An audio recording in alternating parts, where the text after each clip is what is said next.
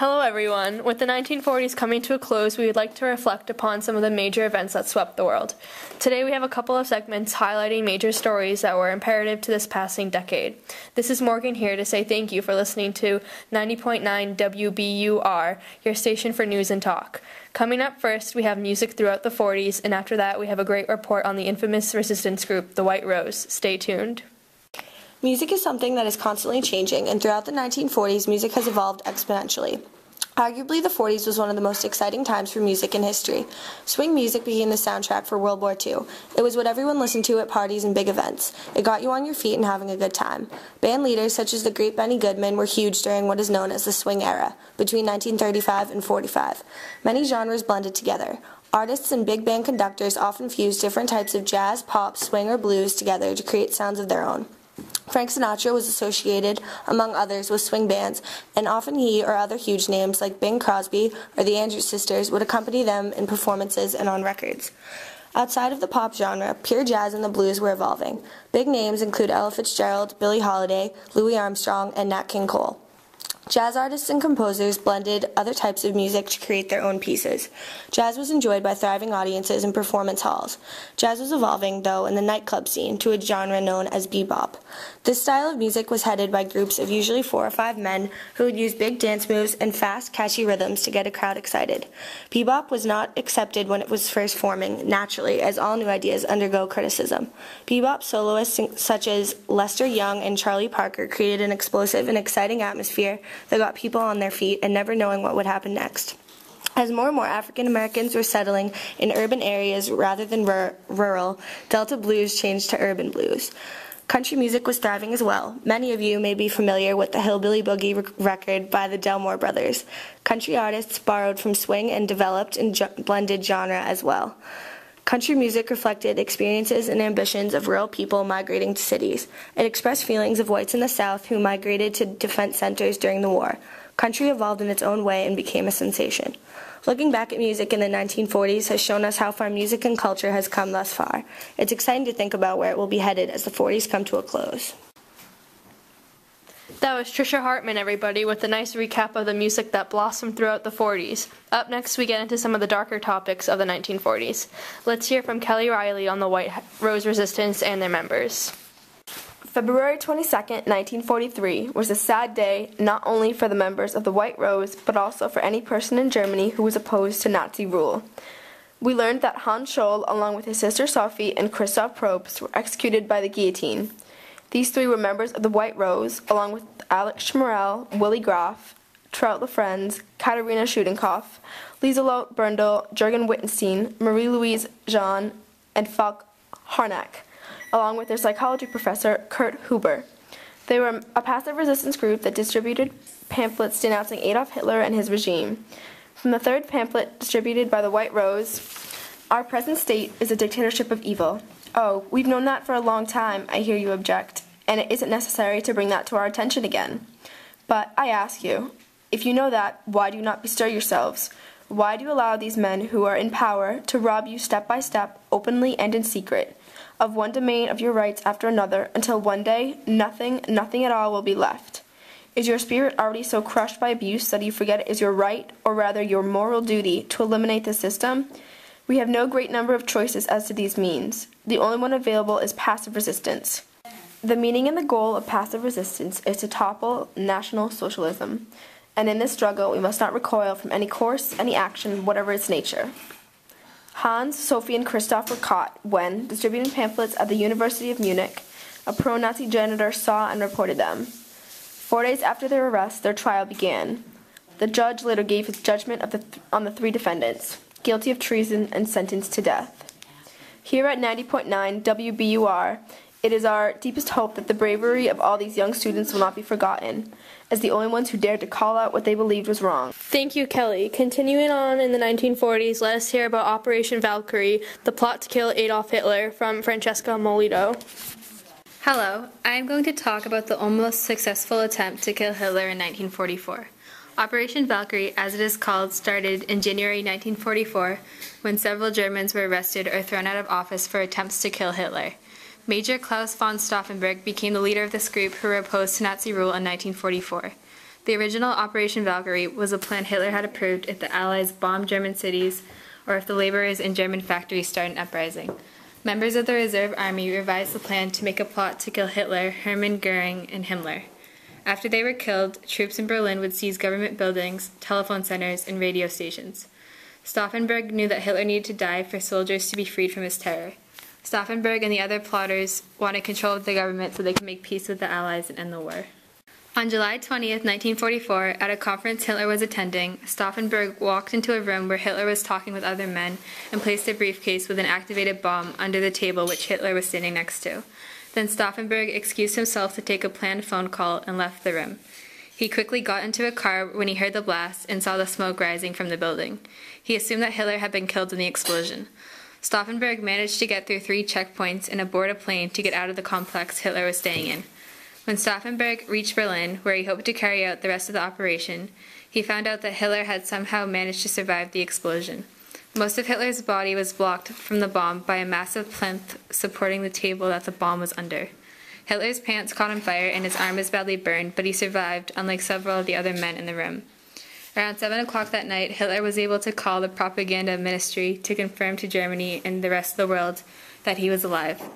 Stauffenberg and other plotters or suspected conspirators were executed or took their own lives.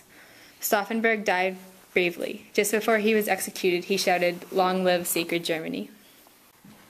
That was Francesca Melito, everyone. Up next on 90.9 WBUR, we have a great recap on espionage in the 1940s. Thanks to Jessica Richards. Stick around for more of the 1940s. All of us remember the tragedy of Pearl Harbor. After this unlawful event, General Bill Donovan wanted to change America to protect it better from surprise attacks. Donovan wanted to train Americans in the art of spying and intelligence. Donovan called a meeting with Dr. J.R. Hayden and Kenneth Baker. Donovan told them to develop espionage schools. Baker and Hayden had no clue where to begin, however their ally, Great Britain, had plenty of experience in the secret intelligence area. Members from the SOE, Special Operations Executive, and SIS, Secret Intelligence Service, met with Baker and Hayden and created a training program.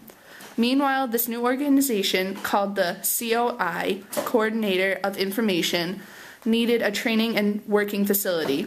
They began building one in the DC area, however, it wouldn't be ready for several months.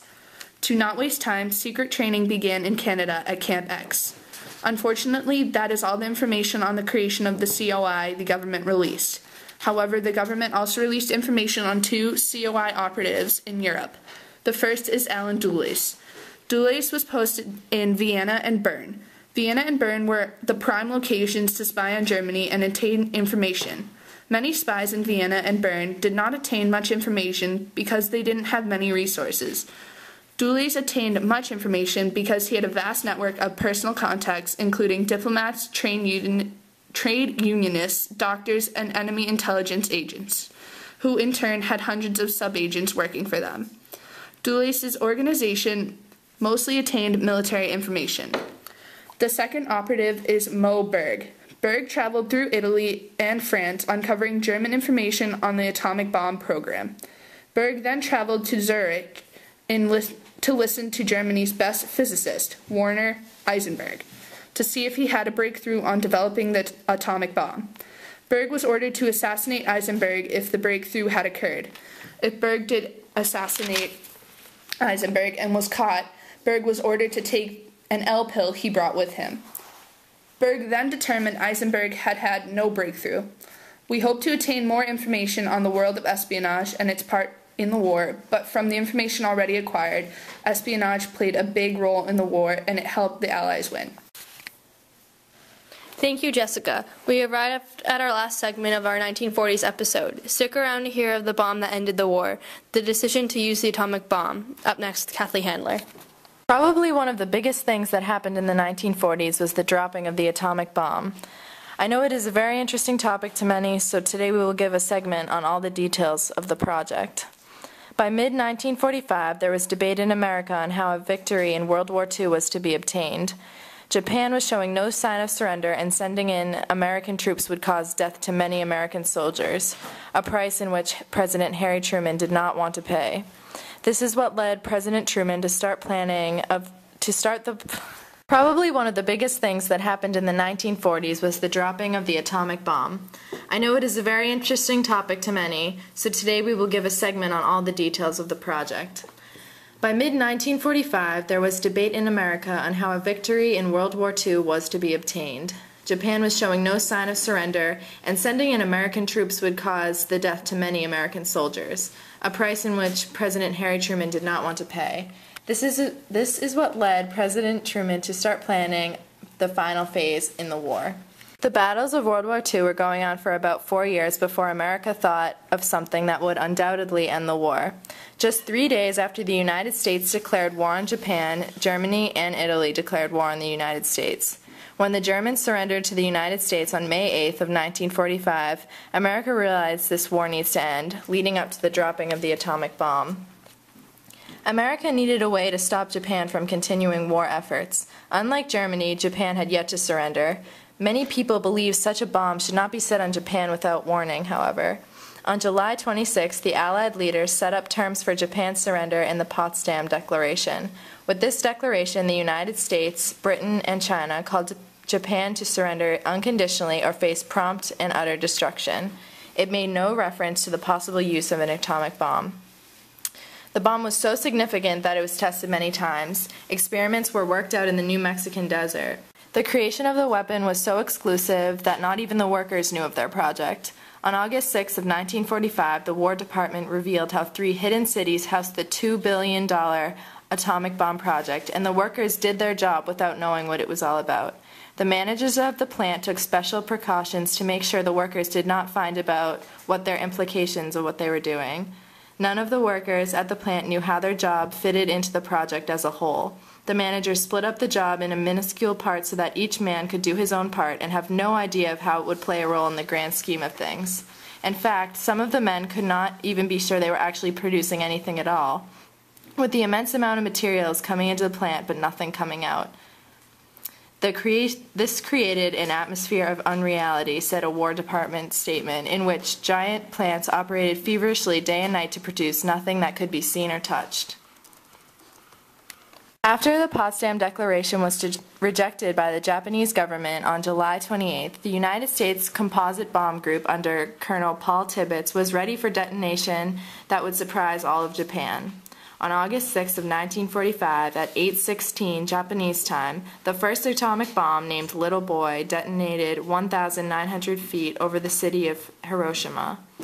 100,000 people were killed that morning. On August 9th, Japan having failed to surrender, Fat Man, the first plutonium bomb, was dropped on Nagasaki. After the bomb was dropped on Nagasaki, President Truman gave a public statement to give reasons for using the atomic bombs on Japan. He stated, "Having found the bomb, we used it against those who attacked us without warning at Pearl Harbor, against those who have starved and beaten and executed American prisoners of war, against those who have abandoned all pretense of obeying international laws of warfare. We have used it in order to shorten the agony of war, in order to save the lives of thousands and thousands of young Americans. We shall continue to use it until we completely destroy Japan's power to make war. Only a Japanese surrender will stop us."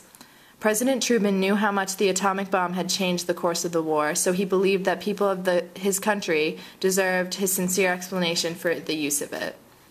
The atomic bomb on Nagasaki created an immense amount of destruction.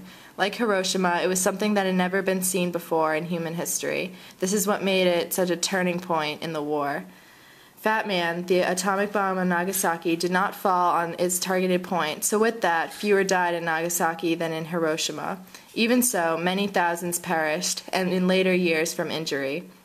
The area in Nagasaki that was devastated was 2.5 square miles compared to that of Hiroshima's 4.5 square miles. However, the buildings at Nagasaki were not as sound as the buildings at Hiroshima, so more was destroyed. Mostly all the hospitals were destroyed, so survivors found it difficult when seeking medical attention. The casualties at Nagasaki were 50% less than those at Hiroshima. Both the destruction at Hiroshima and Nagasaki were unlike anything ever seen before in human history. Harry Truman had an interesting reaction to the bombings, considering he instigated the idea. When he saw the pictures of the destruction at Hiroshima, he actually ordered a halt to further atomic bombings. In fact, it almost seemed like President Truman was disturbed by what he had implemented. The atomic bombing of Hiroshima and Nagasaki will never be forgotten to the millions of people who lost family and to the few survivors who saw their world come down, crashing around them. The dropping of the atomic bomb on Hiroshima and Nagasaki was something the world had never experienced before. The effects were monumental, and it was what ended the long-fought Second World War. That was Kathleen Handler, everyone, with the decision to use the atomic bomb.